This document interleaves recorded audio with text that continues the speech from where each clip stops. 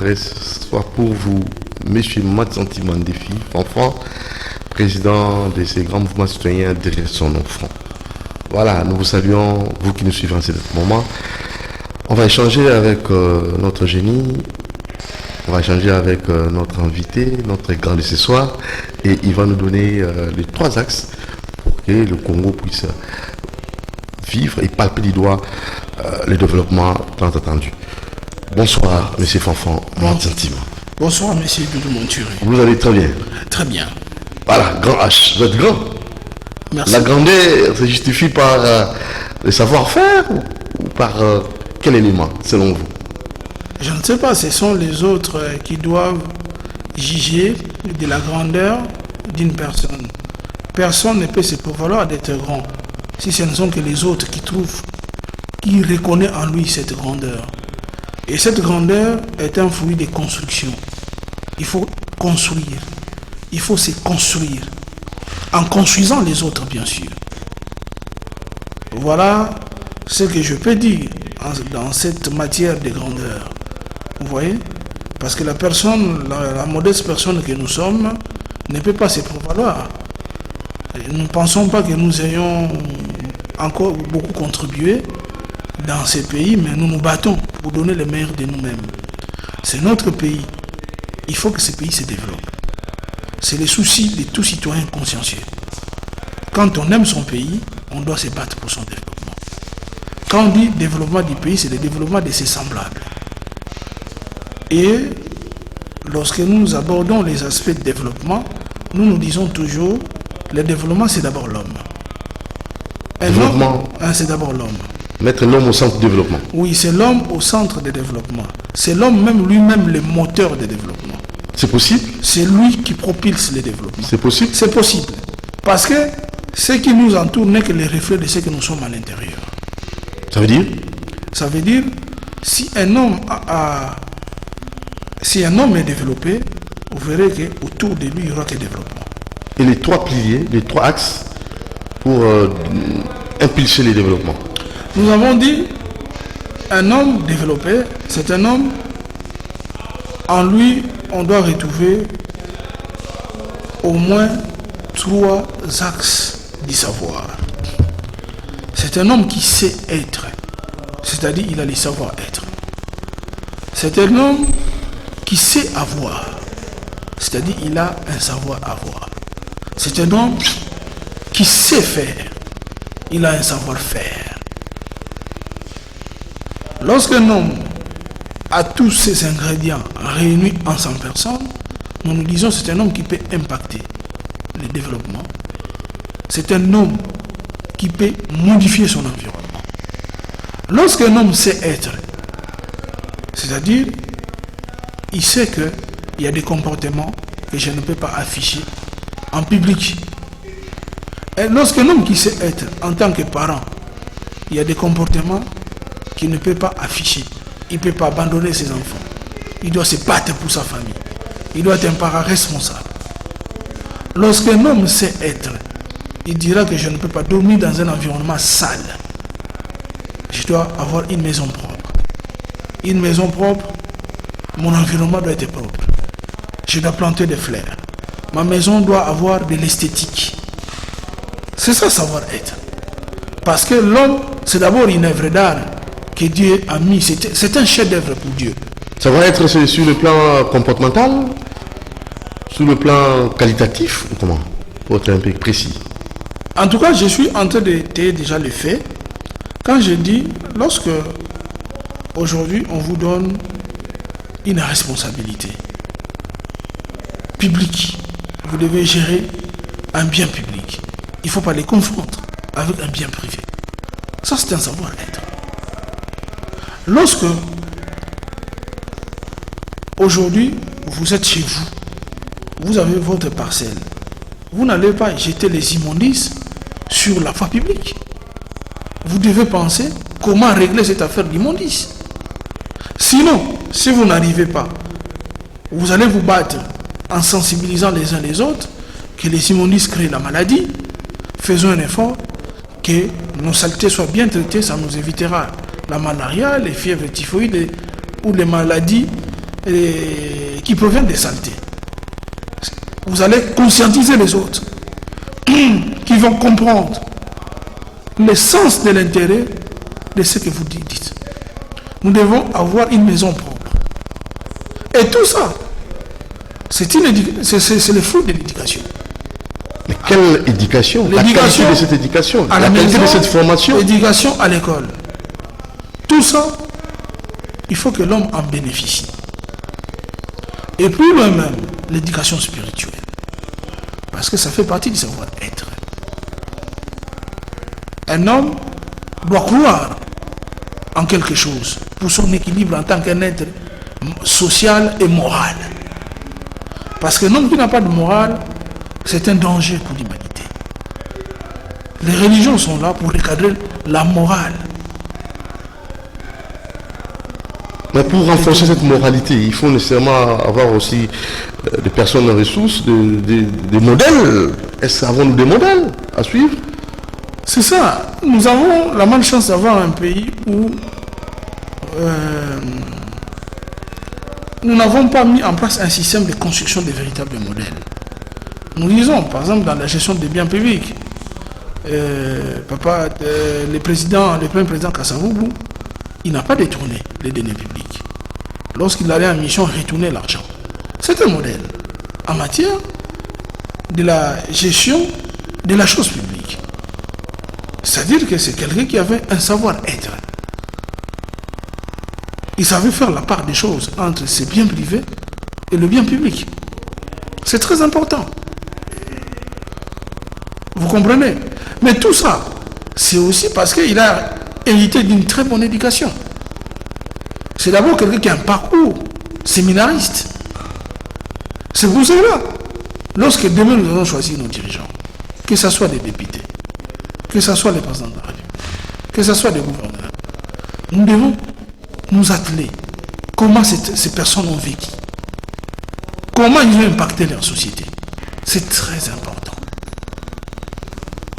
Un homme qui a été une fois voleur, il ne va pas changer parce que vous faites de lui président, ou vous faites de lui député. Il va tout simplement changer de stratégie. Un homme qui vendait des syllabis, un professeur qui vendait déjà des syllabis à l'université. Mais c'est un professeur qui va compliquer la vie les jours où il devient un ministre. Déjà, il avait la petitesse d'esprit. Nous avons été dans des universités. Il y a des professeurs qui ne vendaient pas, qui avaient un sens de personnalité très élevé. Il vous dit, prends, photocopier. Mais quelqu'un vous dit, il faut me payer mon droit d'auteur. Il a déjà un problème en tant qu'être humain. Comment ça? Mais non. D'abord, lui a étudié dans quelles conditions? On lui paye son salaire. Pourquoi il doit rançonner les étudiants? C'est du vol. C'est un manque de savoir-être. Ce sont des infirmités. Sur le plan moral.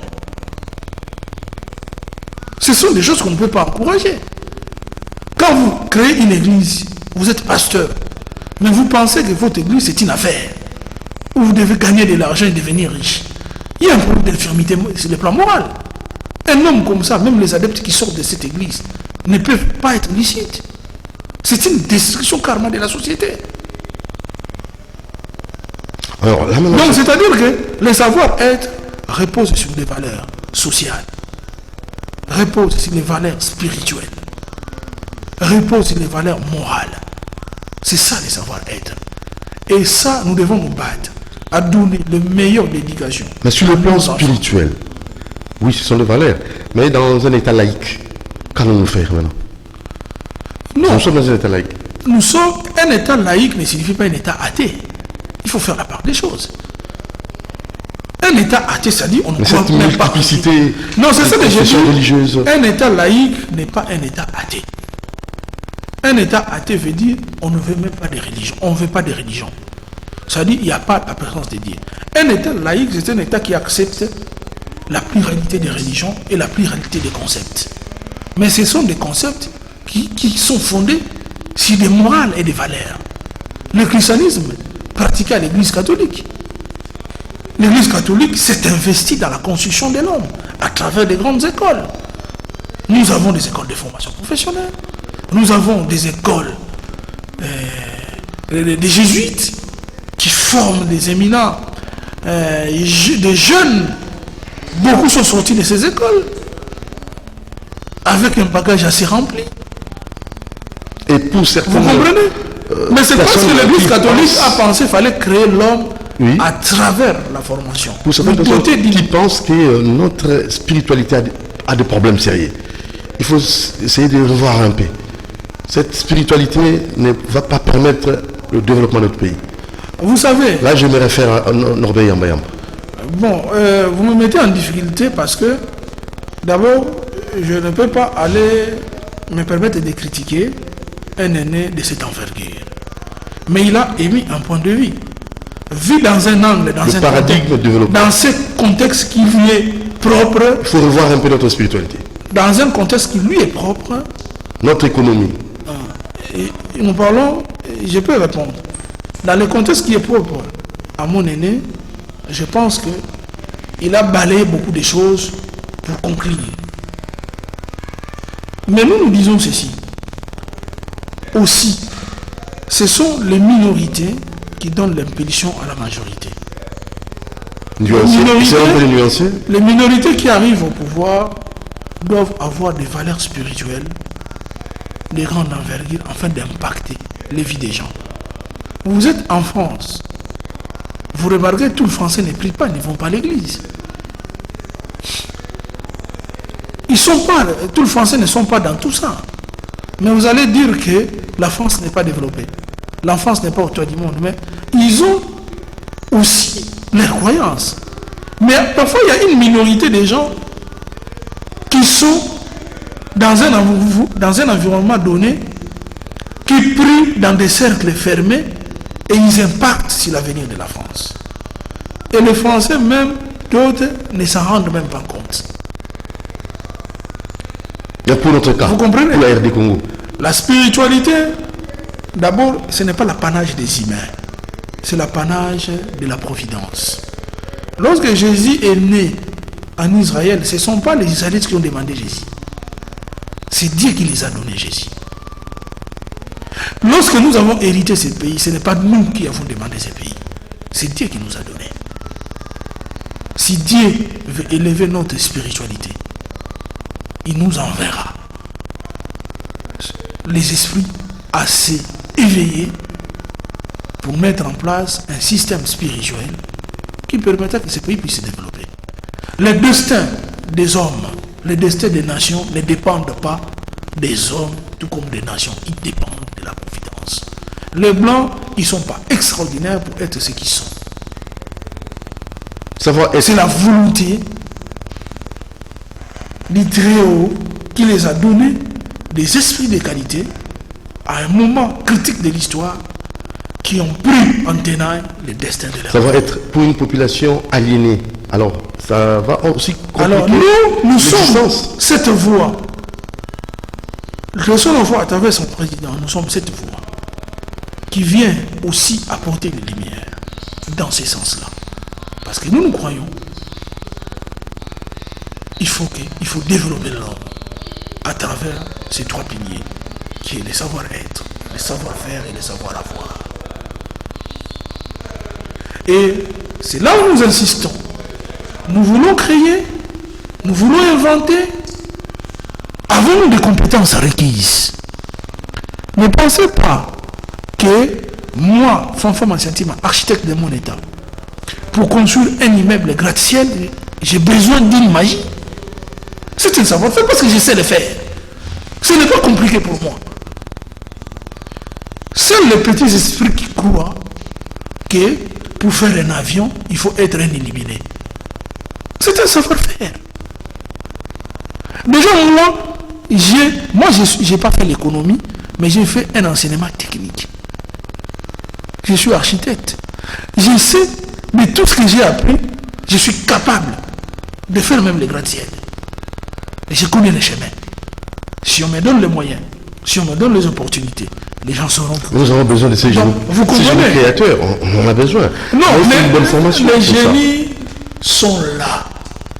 Il y a une dimension qu'on va parler après le développement, qui accompagne le développement, parce que les trois reposent ici une dimension qu'on appelle l'organisation. comprenez? Savoir être, le savoir développement, avoir, savoir faire. Maintenant, le développement doit maintenant se reposer sur l'organisation. Parce qu'un homme développé, c'est d'abord un homme organisé. Même ici, il n'a pas beaucoup. C'est un maçon, c'est un charpentier. S'il est maçon, vous verrez que d'abord c'est un expert, un maître maçon qui fait bien son boulot. Donc, il est professionnel. Il est très professionnel. Même quand tu rentres chez lui, tu peux voir que sa maison est organisée.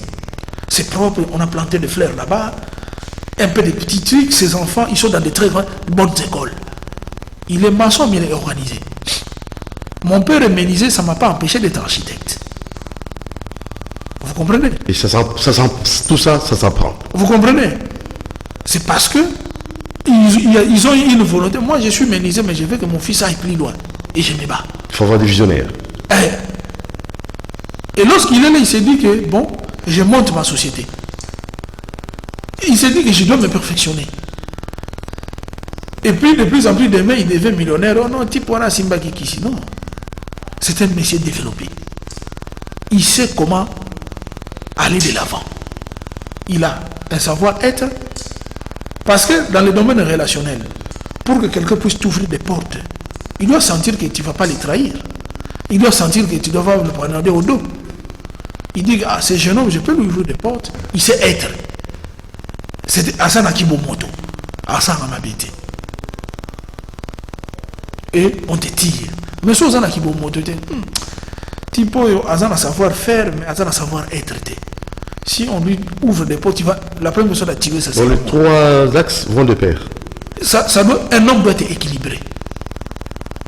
Si, il y en a qui ont un savoir-faire, mais ils n'ont pas de savoir-être.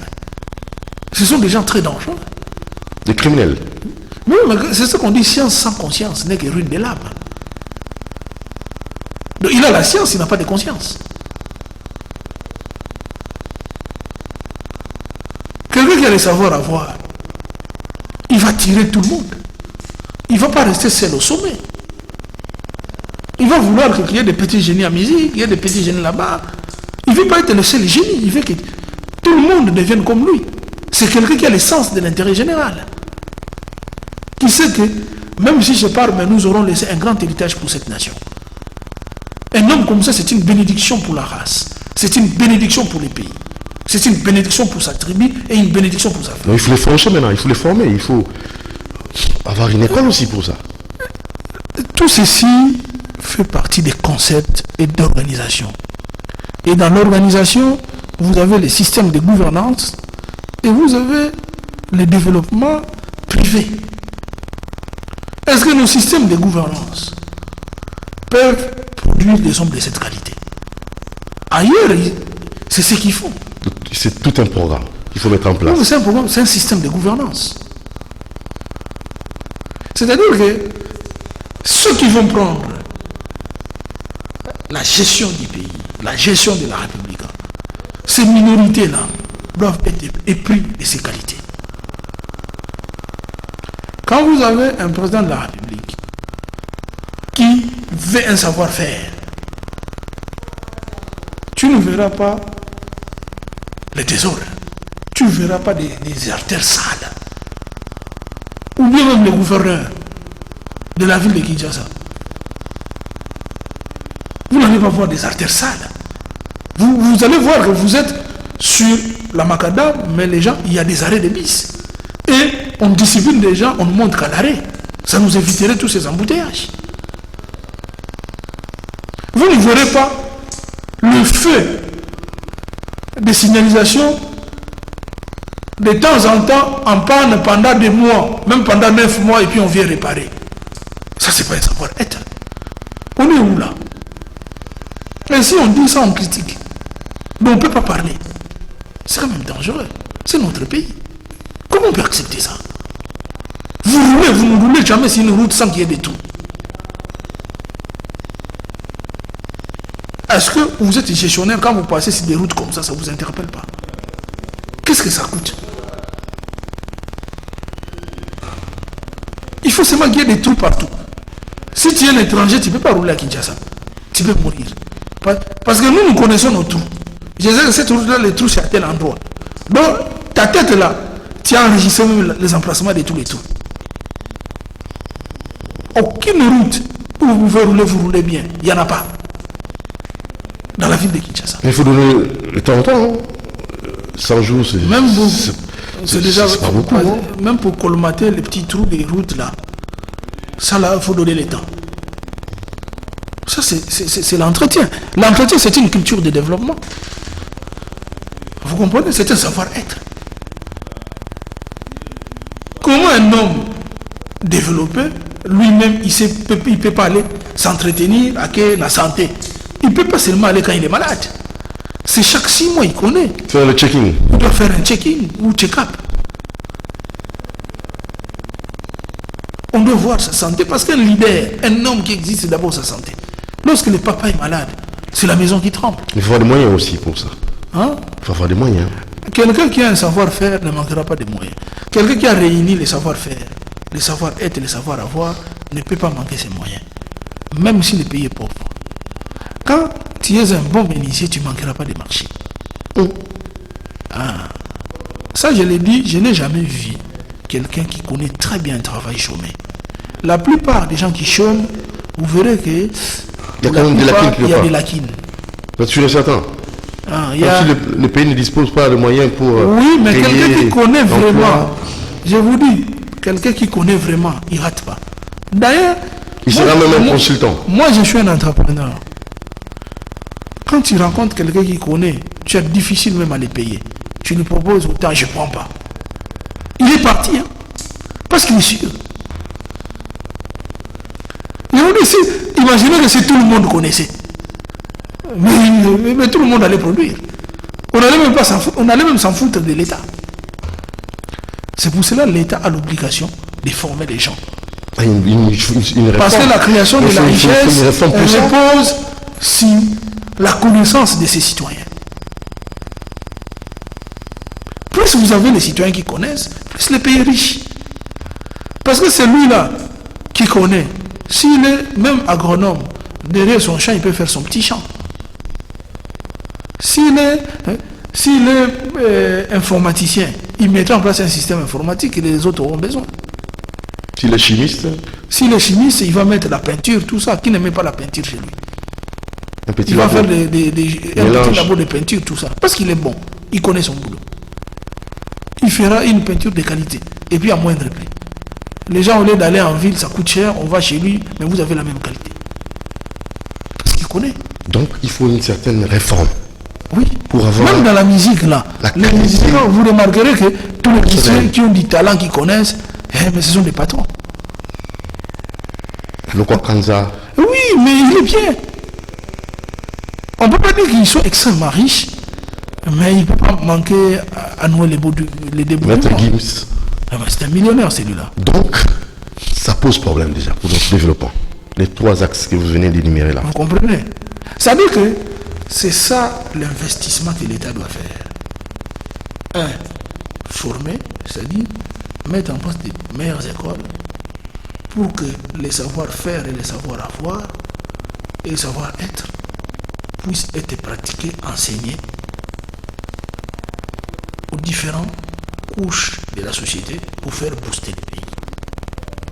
L'investissement doit être au niveau de la formation. Parce que tout ce que nous lisons, c'est l'éducation. Pour qu'un homme soit développé, c'est l'éducation. Lorsque un homme a toute cette éducation, son esprit est équilibré. La spiritualité, ce n'est pas du mysticisme.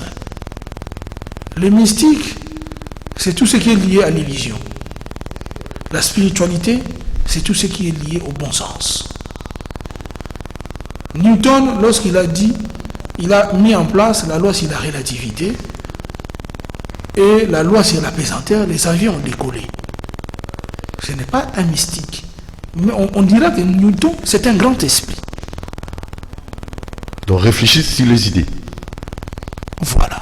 Avoir des idées et avoir de la spontanéité, des grandes idées. Et puis, un pays qui veut se développer doit pouvoir reconnaître ses génies. C'est-à-dire, il y a des gens qui sont nés génies. Il faut les organiser et le mettre entre eux. Enfin, d'apporter une nouvelle civilisation. Ce sont les génies qui apportent de nouvelles civilisations. Que faisons-nous de nos génies? Un génie, tel que l'émission là, que vous avez toujours chérissé ici, c'est quelqu'un qui apporte une civilisation. Une civilisation, c'est une nouvelle façon d'être, c'est une nouvelle façon de gouverner. C'est une nouvelle façon de faire progresser. Les génies sont des phénomènes. Ils naissent dans nos familles, pas tout le temps. Ils naissent dans nos nations, pas tout le temps. L'Europe, les États-Unis, la Chine ont reposé la gestion de leur pays à travers leur génie. Nous en avons dans notre pays. Il y en a beaucoup. Mais, est-ce que nous les répertorions? Aucun pays ne manque les génies. C'est une loi naturelle. Est-ce que nous avons pu organiser nos génies? Parce que lorsque vous parlez de la spiritualité, ça signifie que nous devons tous être saints. Tous ces pays-là, tout le monde est bon, tout le monde prie, tout le monde doit aller quelque part. Non, ces pays-là ont donné la responsabilité de leur pays entre les mains des génies. Les génies sont des grands esprits. Ils réfléchissent au-delà de notre imagination. Et ils vont vite. On dit souvent un génie, c'est quelqu'un qui peut aller de A à D sans passer par B et C. Et vous posez des questions, comment il est arrivé? Il vous gagne un temps, mais vous allez maintenant, les esprits normaux vont développer et vont comprendre, ah, c'était B et C, mais comment lui n'est pas passé? Ah, c'était un génie. Même 30 ans après, 50 ans après. Vous comprenez? Les génies sont dans tous les secteurs vitaux de la vie. Aucun être spirituel, aucune spiritualité ne peut incarner toutes les valeurs.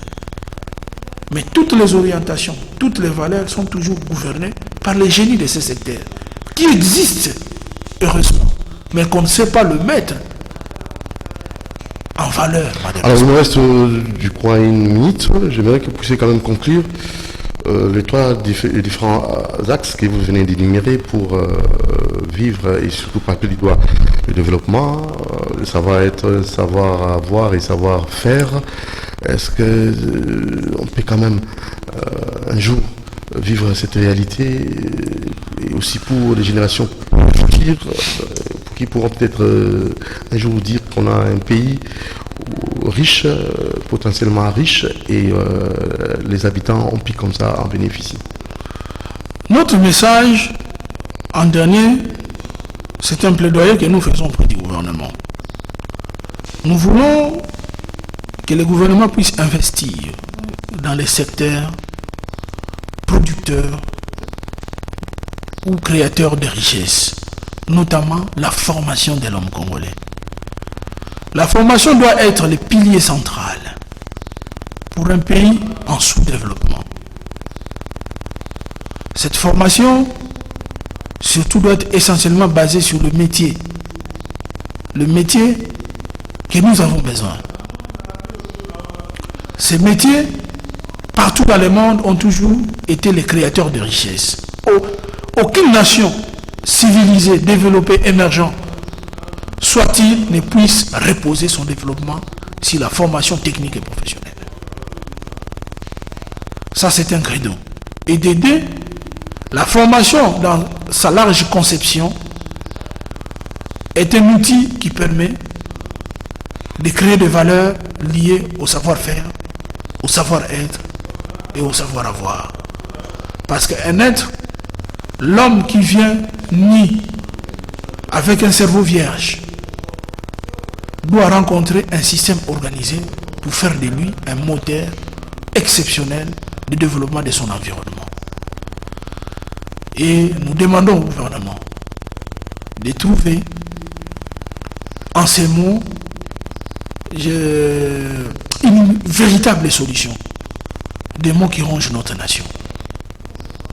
Les jeunes sont abandonnés à eux-mêmes, ils prennent des chambres, ils prennent des bombes parce qu'ils sont dans le désespoir. C'est vrai, on va leur donner le boulot, mais un jeune qui n'a pas appris, qui ne connaît rien, il va faire quel travail? Vous comprenez-vous que l'investissement le plus essentiel pour toutes les nations civilisées de développement repose sur l'éducation? Ça, au moins, vous devez le connaître. Pourquoi vous ne faites pas ça tant d'années? Pourquoi vous ne faites pas de ça comme un cheval de bataille? Qu'est-ce qui se passe finalement en vous? C'est un envoûtement ou quoi? Qu'est-ce qu'il y a? Vous ne savez pas que la formation est le pilier central du développement d'une nation? Vous ne savez pas vraiment que la formation devait être l'axe prioritaire? Pas, c'est vrai, le président de la République a parlé de la gratuité. Mais quelle est la qualité de cet enseignement? Et ça devait être notre préoccupation. Nous allons laisser ces pays entre les mains des responsables. Les responsables, c'est des gens que nous avons formés. Et cette formation était une formation de qualité. Investissez toujours dans la formation des jeunes pour que ces pays puissent espérer. Voilà notre mot de la fin. Merci, M. Fanfan Matsanti Mandéfi, président de ce grand mouvement citoyen intéressant en franc. Je crois que très prochainement, nous allons encore vous avoir pour un autre sujet.